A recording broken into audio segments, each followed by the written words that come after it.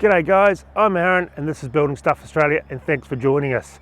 So before we start, please hit that subscribe button, give the video a thumbs up, and today we are going to finally get to put this shed together. It's been a long time coming, slab's been down for about a week, we got some good weather, so let's just hook into it.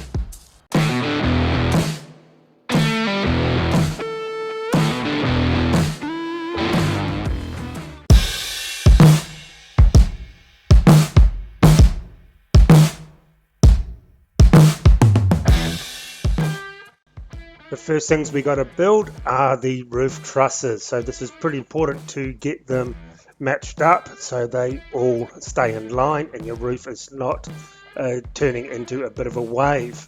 So they do come all pre-punched, but some of the parts aren't, as you'll see later on. So this is the most important part as well to do. You just got to take your time and you'll get there. So the first one took the longest, and until I figured out a bit of a quicker system. And here's the first mistake I made. The end braces do not have an apex brace on them. It was an easy fix. I just turned it into a double truss and for the center of the shed. And here I am drilling out the holes that weren't punched. They did take a while. Lucky I had a mag drill and some broaches that were the right sizes, so that really was a lifesaver on this job. And you can see that it's been raining and it didn't take long for all the horrible red clay to be dragged up onto the slab and make the nice new concrete look a horrible brown red colour.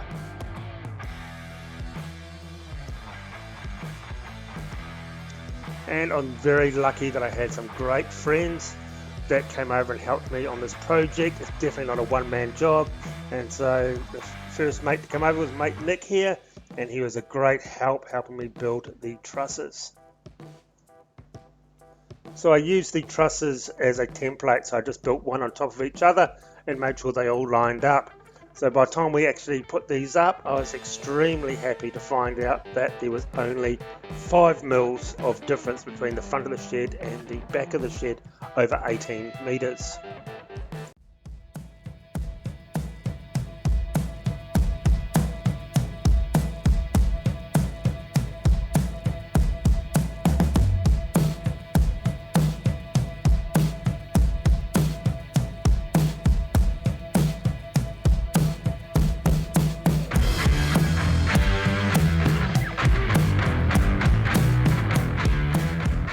It's day 3, so my mate Rod has come over to give me a bit of a hand, and we are gonna start standing the frames up. So we start with the columns, so I'm marking them all out here while Rod is getting all the brackets screwed on to the end of the columns, getting ready to stand up. So we're just dyno bolting a few of the brackets on the ground. This is a 3 meter bay shed. They do come in 6 meters as well, but you do pay a bit more for the 6 meters because the columns are bigger.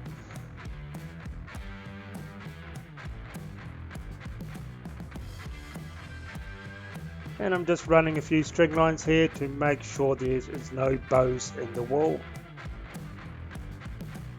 So I just use a few of the battens for a bit of bracing and a few bits of timber just to make sure each column is plumb both ways. It's very important to get this. If you spend your time getting everything plumb, level, straight, it makes the whole job go a lot easier further down the track.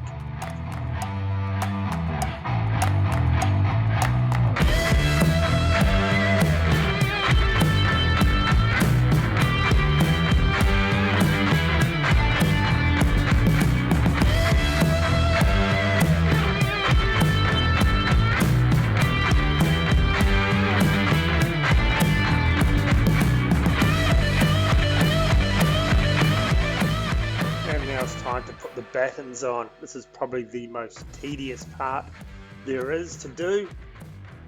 So the easiest way to do it is to mark out the heights on each column for each of your battens and run a level across each one, and just keep double checking the centers, because if you start getting a wave in those battens when you come to put your cladding on the outside, the screws will be all up and down and it'll look pretty bad. So the easiest way is just to clamp them on with welding clamps. I had about 6 welding clamps Don't try and hold them while you screw through everything because they will move and jump around. I ended up actually cutting a bit of timber just for spaces along the bottom run to speed everything up. I think it was about 140 mils off the ground to the base of the batten, so that kept that pretty uniform all the way down because the slab was quite flat over that distance, so that really did help a lot in keeping everything in line. So this is the part of the build that I was a bit worried about, how to get these roof trusses up. They weighed an absolute ton and really awkward. So I was lucky to be able to borrow a duct lifter from one of my clients. This is for lifting up the air conditioning ducts for the aircon units on commercial sites. So I was very lucky I was able to get my hands on one for a weekend. And it didn't take that long. I had help from Nick, Rod and my mate Marcus. They came over for the day and helped us out, and it actually went really fast. I think we were drinking beer and eating pizza by 1 o'clock in the afternoon.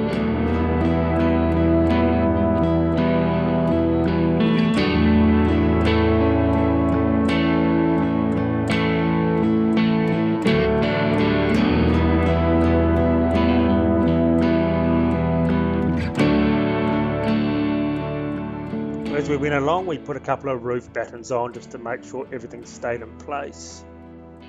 And as I said earlier, it was only 5 mils out from front to back of the shed, over 18 meters, when I put my laser on it. I couldn't ask for anything better. This was probably the most worrying bit about putting it all up, just making sure everything lined up.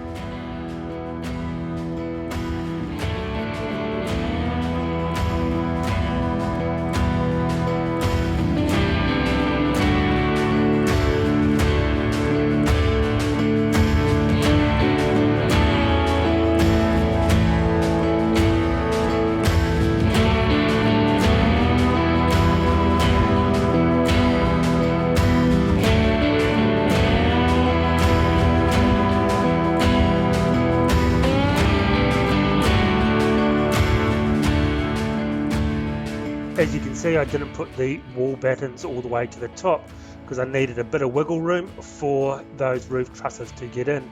The brackets had to slide between the bolted together columns, and if the battens were all the way to the top, there was no way those trusses were going to slot in.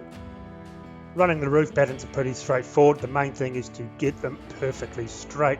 Run a string line from end to end along the roof line and get them exactly straight, because when you're screwing off your roof sheets, you don't want to be missing those battens because you'll see the screws from underneath. And there we are, just finishing off the top battens.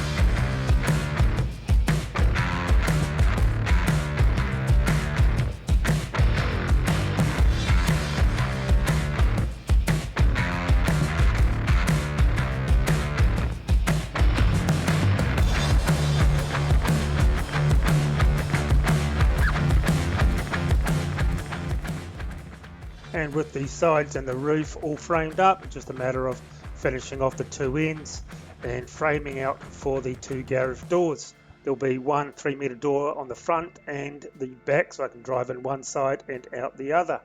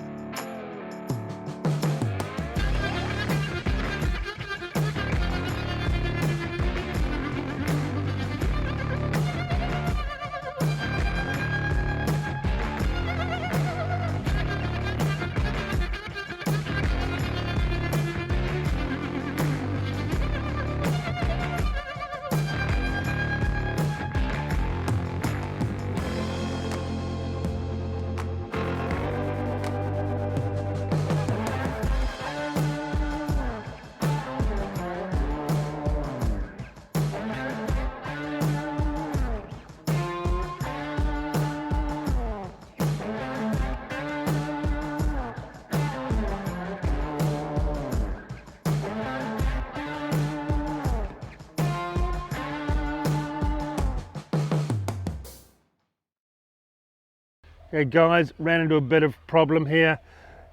We built the shed exactly to the plans and there's nothing for the wall sheets to grab onto at the ends of the shed. So I've had to fill them in with some steel plate, extra money, extra time. Not too impressed with it, not a very good design.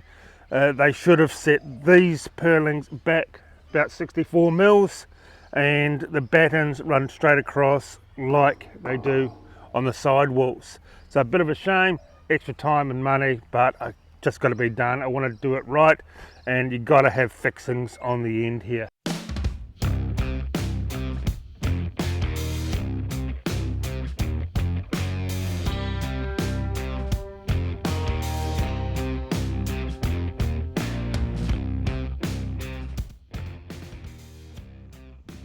You can see the conduit there for all the wiring, because at the end of the day this is going to be all lined inside. There's going to be insulation and walls, and I needed some power to go up and over the garage door to get to the far wall.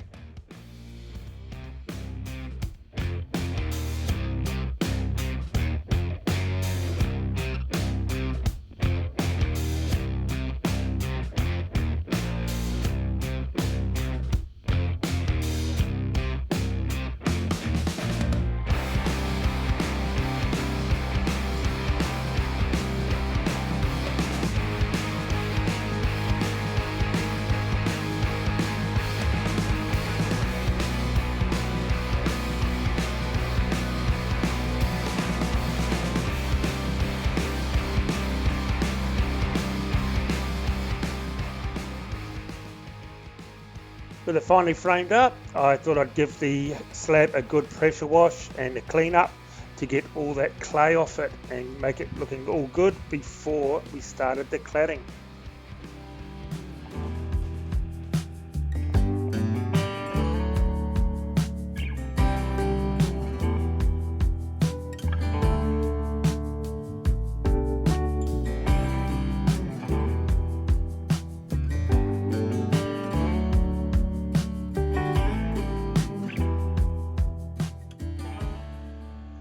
Okay, we start battening the walls first. You always do the walls before you do the roof, so it doesn't act like a parachute. So if you get a big windstorm, it doesn't blow your entire structure down. So it's pretty straightforward. This is where it is very, very important to get those battens straight, because you pre-drill all your sheets. I was pre-drilling them at 10 at a time to make sure everything stays lined and the screws are perfectly straight on the side of the wall.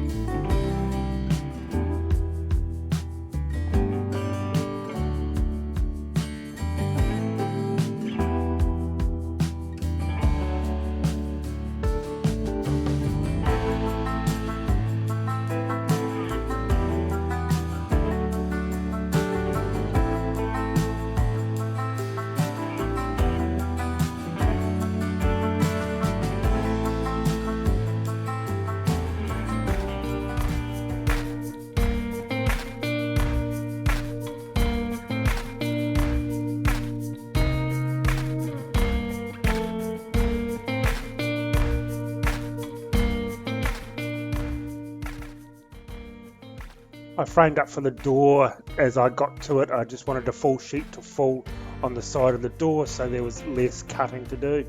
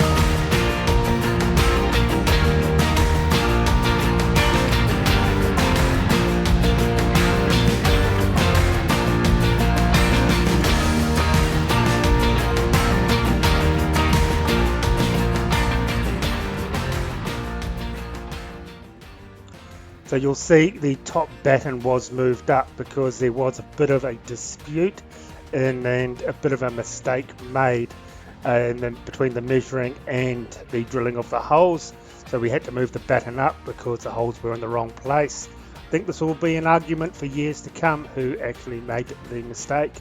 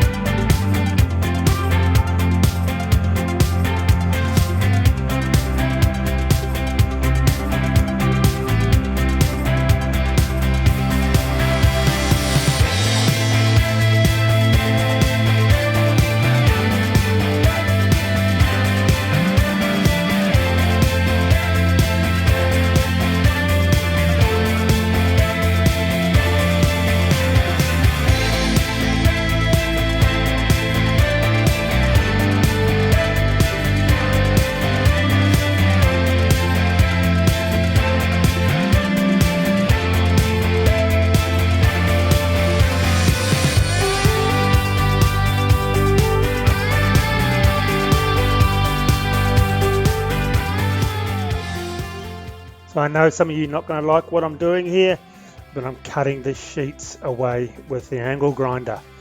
So it's all going to be covered, so it's never going to be exposed to the weather, so it should never rust.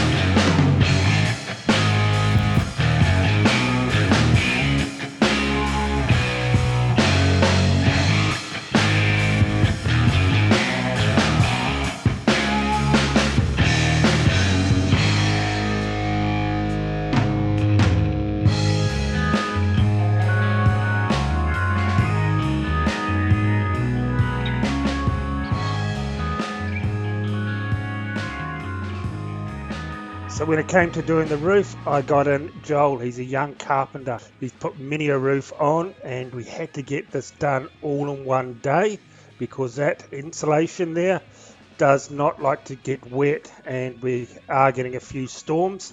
So all of this had to be on and covered up all in one day. So more hands the better, and because he'd done a lot of roofs before, it just sped everything up.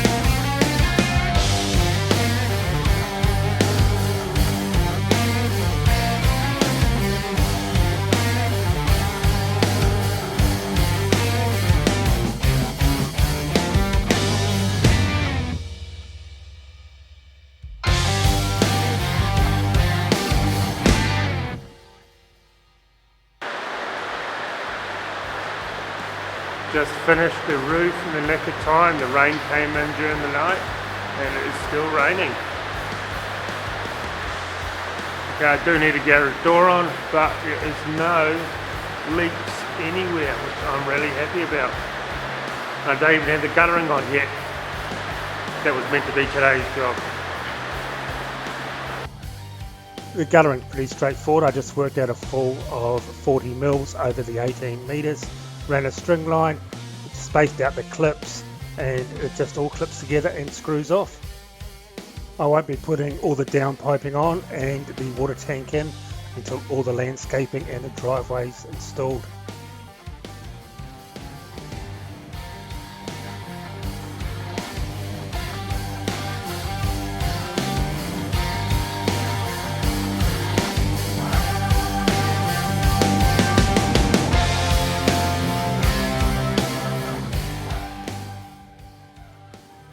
Garage doors was something that I had never ever done before, so I was lucky that my mate Rod, he used to do it for a living, and we're quite lucky as well. Just when it came time for the heavy lifting, my mate James turned up and gave us a bit of a hand.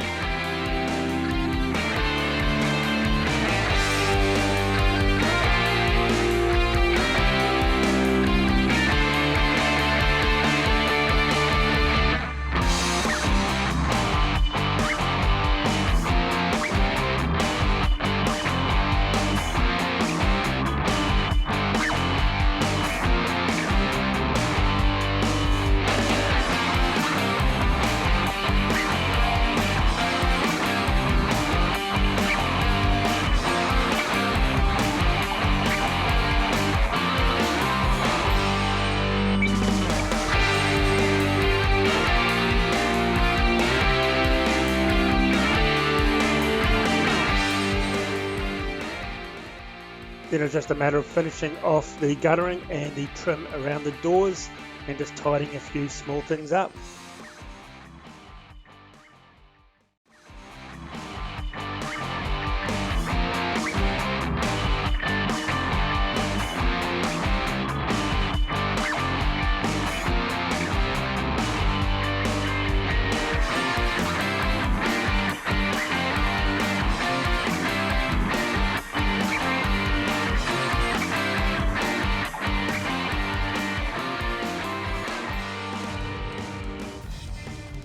There we have it, one finished shed. Now it's time to turn this shed into a workshop. Thank you very much for watching this to the end. I hope you enjoyed the video. Please give it a thumbs up and subscribe to the channel. You can find me on Facebook, Instagram and Patreon as well. And we will see you on the next video.